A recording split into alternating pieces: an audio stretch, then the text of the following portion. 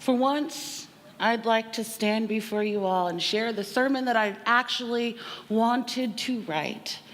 The one I had prepared, the one I had made the blurb 4 weeks ago. But here we are yet again, facing a world ridden with injustice and pure evil, and it's new and it's old.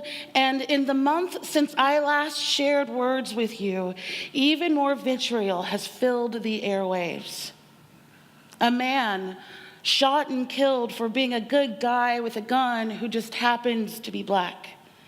A young girl who actively worked to end gun violence in her community met her life's end by a stray bullet. Fires raged in my beloved California, more than likely due to corporate neglect and greed, and they more than likely will see absolutely no justice for that. Over a holiday constructed around thankfulness and gratitude and generosity that only we Americans celebrate, we watched families tear gassed at our border for the only crime of needing those very things reflected upon them. And an administration hell-bent on being crooked and greedy and vile and using our tax dollars to do it. And it's despicable, and it's heartbreaking, and it's too much. Too much sadness for those families who have lost loved ones due to bigotry and violence. Too much horror for young children being targets of chemical warfare. Too much disappointment in an administration who does what it wants, when it wants, regardless of how any of us feels about it. And yet, here we are still. The question on so many hearts, including my own, is how do we respond? How do I respond? How do we live in this world with constant chaos and still do things like raise our children or go to work or go to school or pay bills or have fun or laugh or love? How do we keep living a life in the constant face of tragedy? And the adjacent question on my heart as a minister and also as a woman of faith is, where is God in all of this? Where's the Spirit, the divine, the source of life and love? And if I'm feeling this way, as an able-bodied, cisgender, middle-class citizen with all of those privileges that come with that, I can only imagine those who are even more directly impacted than I am.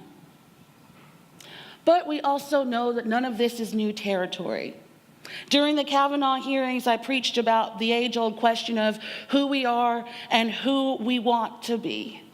And that this question plays out time and time again in this country and really globally. It's not too difficult to look back on the events of days, weeks, or years, decades past and pinpoint how things happened, their significance, and the results.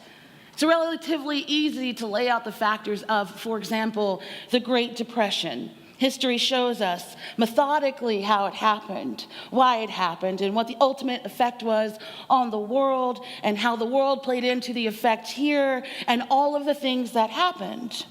In retrospect, it's mind-bogglingly clear how such a thing happened. And the same could be said of anything such as the Holocaust or the entirety of chattel slavery here in the United States, or any of our wars or economic crises or social uprisings. History teaches us, and it also validates us, for better or for worse. But in these troubled times, right here and right now, it seems almost impossible to make sense, to draw the connections, to synthesize, and to interpret. It seems like the things that we should all be on the same page about by now, things like fascism, tyranny, slavery, bigotry, it seems like we should be in agreement that these things are not our friends, that we should be able to move on by now. And yet, somehow still, we are stuck, and it's maddening. And it's difficult because the things that are happening in real time. We don't yet have the gift of retrospection to provide that kind of clarity that we have about things that have happened in years past. We are meaning-making machines. Even the most pragmatic and cynical among us still wants to make sense out of the life and the world that we are in. Collectively and individually, we want to understand our lives. And more so, we want to respond to our world in ways that are meaningful and relevant, such as it is in our own personal lives as well. So I want to do an activity with you now, nothing to involve just a thought experiment. I want to invite you to recall a particularly challenging incident in your life from years past. Not necessarily an open wound, but more like a scar, something that is healed over. Recalling that to your mind, how impossible did that situation or event or circumstance seem at the time? It was disruptive and challenging and even maybe heartbreaking, something that we didn't think that we could ever possibly move forward from. Now reflect on the significance of that situation. Not only what it taught you, but how it directly impacted your life at the time and since then. Where did it guide you? What did it reveal to you about your life? It's not too difficult in retrospect to glean the significance and even maybe the necessity of major life challenges. Each of us has them, and each of us know that these challenges brought us to where we are today.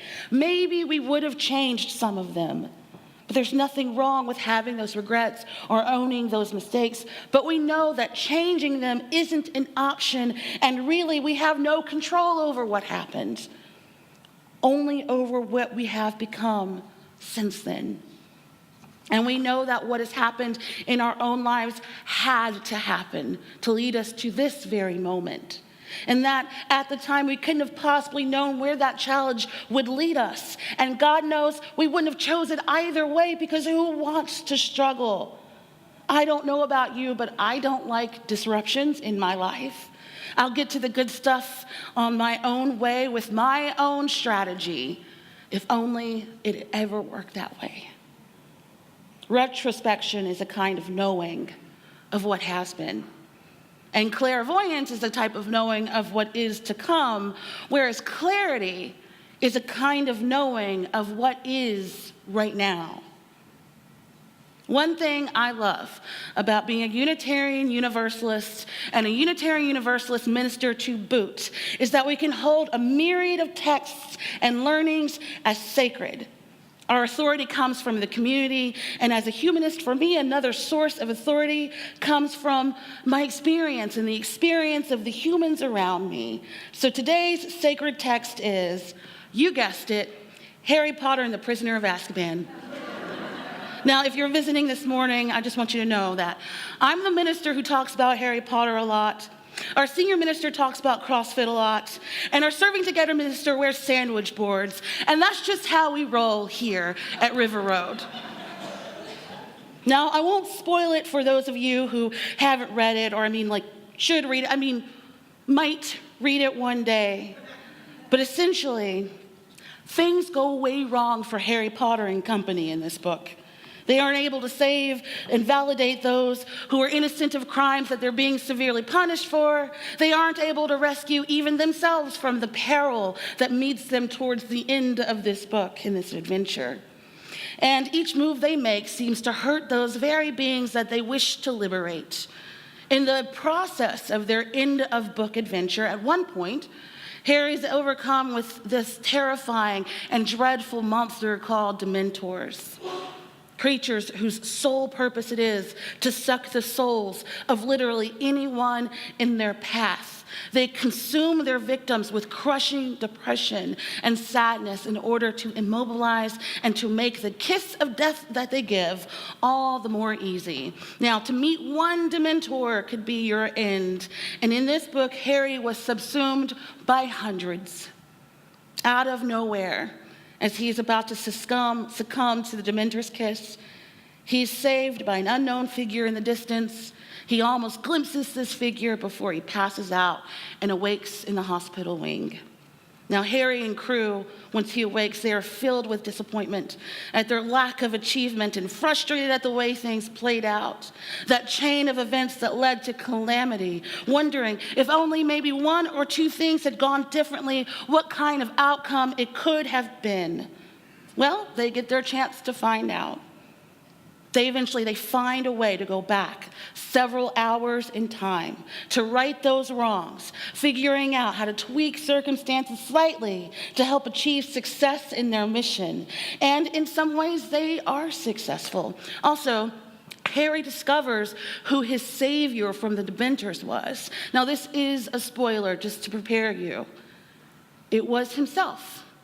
It was his future self, the one who went back in time a few hours to right the wrongs. Future Harry saw himself being overcome by the Dementors. He saw himself helpless and unaided and alone, and he waited for the mysterious figure to come and save past Harry, but none came. In a stroke of revelation, future Harry realizes that he himself has to cast the spell, one that he had not been able to cast previously. And in one of the series' best moments, future Harry leaps out, casts the spell that even adult wizards struggle with, and boldly saves himself. Later, when asked how he did it, how he produced a spell that's strong and beyond his years, he delivers one of the book's most prophetic lines. I knew I could do it this time because, well, I'd already done it. I do not stand before you this morning with answers, nor would you want me to. I do not offer instructions on good tidings of great joy. All that I can say is that I know we can face this world because we've already done it. We come in a long line of people who've already done it. In Wellspring, a Unitarian Universalist course in deep spiritual understanding and growth that some River Roaders are participating in right now, we recently explored and engaged our Unitarian Universalist ancestors, those that came before us upholding the dissenting tradition. Those prophetic people who stood in the face of religious fundamentalism and boldly proclaimed that there is more than one way. There are many ways. They became martyrs and outcasts because of their beliefs, because of their proclamations, and because of their witness. And they suffered and they toiled, knowing that there was another more affirming way to the Spirit, that there are many paths to the Spirit. They've already done it. Our personal ancestors, each of them, my ancestors who survived ships and the sea and who lived and laughed and loved in the face of extreme oppression in the form of chattel slavery or slave codes or black codes or the KKK or public lynchings, Jim Crowism, police brutality. They've already done it. And the descendants of those ancestors, each of us, we've already done it too. We, unfortunately, are not living in the magical world. We don't have time turners to go back in time and right the wrongs. But we have something greater, something more powerful. We have the gift of the now. And in this time, right now will quickly become the future or the past. And we'll look back and understand why things had to happen as they did, and why we had to become who we are, why we had to move into those spaces in our hearts, dig down deep, and find the courage and the wisdom and the strength in ourselves and in one another. Here, in the moment of the now, let's give our future selves something to be proud of. Not because we got it right or because we did it perfectly, but because we faced our world with willingness, an open heart, and a spirit of liberation, doing the work, showing up for each other, and trying